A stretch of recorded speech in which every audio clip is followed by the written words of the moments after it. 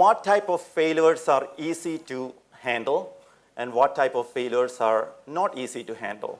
First of all, to fix any problem, we have to identify where the root cause is. Every project can be evaluated on the basis of these 4 items. Then identify all the stakeholders. Like if a project involves the 10 different departments from the government agency, each department may have a role to play.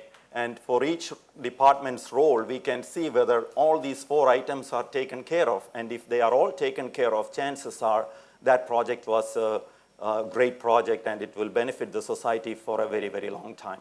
Coming to the example that I wanted to talk about, I would like to take the example of a situation that happens in developed countries a lot.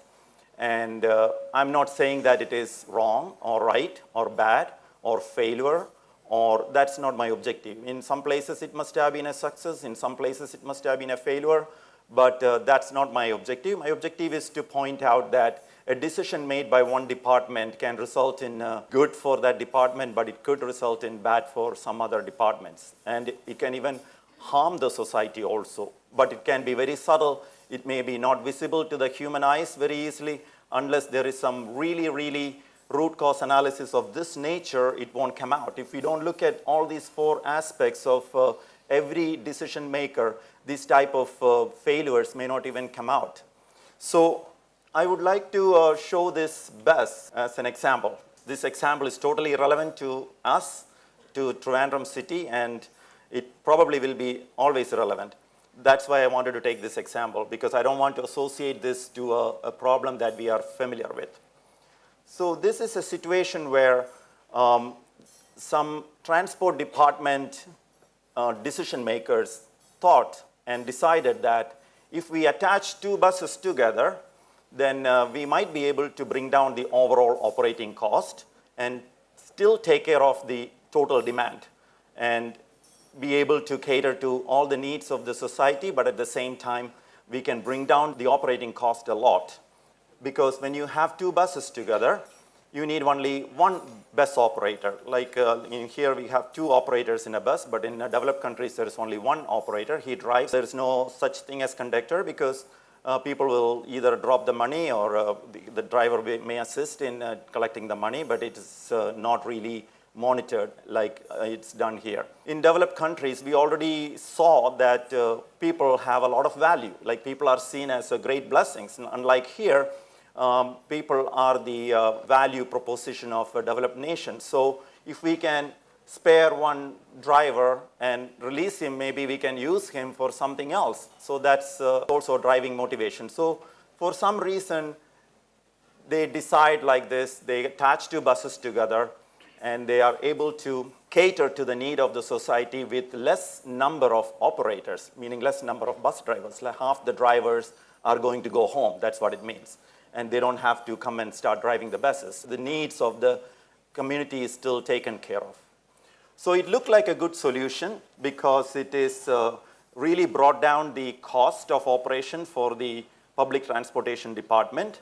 And it looked like a great decision, and many cities in developed nations followed that. So you'll see that in US or European countries and many places you see that. But let's look at another aspect of this. I'm not saying that this is happening all the time, but this is a situation where 1 bus like that can bring the entire street to its knees, meaning like it can stop all traffic, bring everything to a standstill, and even like bring gridlocks by 1 bus driver not having enough space to pull over to load people. So this can happen.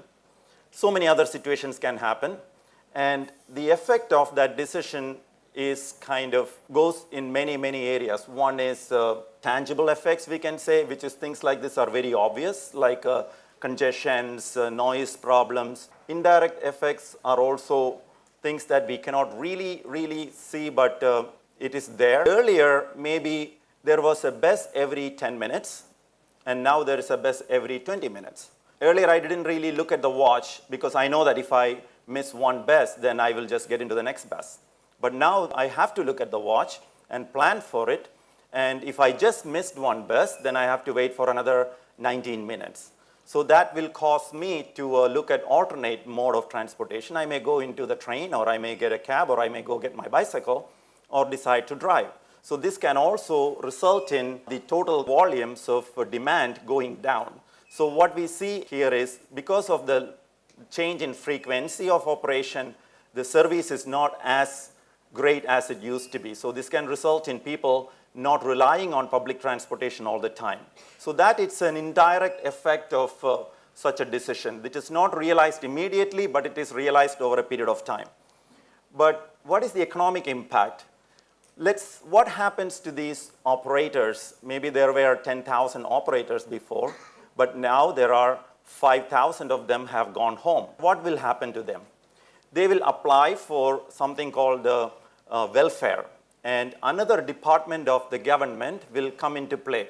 They will give things like they pay for the rent, they pay for food expenses, medical expenses. Sometimes it can even add up to an amount that will be even more than what an operator will get as salary. So a person who goes into that mode may sometimes decide, hey, this is good life. I don't have to wake up at 6 in the morning. Government is giving me all these things and they are sending me for training, for other things. Okay, every 6 months I go for a 1-week training for something else which is part of the requirement. That's all the difficulty. I would deliberately not take it seriously. I can choose to get into another profession, or I can choose to just stay in this lifestyle and not look for another job. So what is the social impact of that? So if we have more people not doing anything and collecting compensations, and that is what creates a deteriorated community. There's a saying like this, the idle mind is devil's workshop or something like that. So if people have nothing to do, and if their needs are being met, chances are that society will deteriorate. If we look back and see how cities have gone down in quality of life, it all points to people sitting there and having nothing to do, but the government is taking care of them so that they have no inspiration to go and get into another job.